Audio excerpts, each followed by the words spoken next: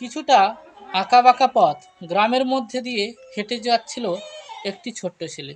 সে দেখলো কিছু ছোট গাছ এবং সে গাছগুলি প্রায় একদম রুক্ষ অবস্থায়। তার দেখে কিছুটা খারাপ লাগলো, কারণ সে গ্রামের অঞ্চলে যখন অন্যান্য সময় হেঁটে যায় দেখে যে গাছের এত অবস্থা খারাপ হয়নি। এই গাছগুলি এরকম দেখে তার এটাও মনে হলো যে গাছগুলি কেউ হয়তো যত্ন করেনি, এবং ওই গাছগুলি তাড়াতাড়ি না যত্ন নিলে হয়তো একসময় একবারেই শুকিয়ে পড়বে, কারণ কিছু কিছু পাতাও ঝরে পড়ছে। এই দেখে সে আরও তার কয়েকজন বন্ধুকে ডেকে বলল ওই গাছগুলির পরিচর্যা করতে হবে, তা না হলে গাছগুলি বাঁচবে না।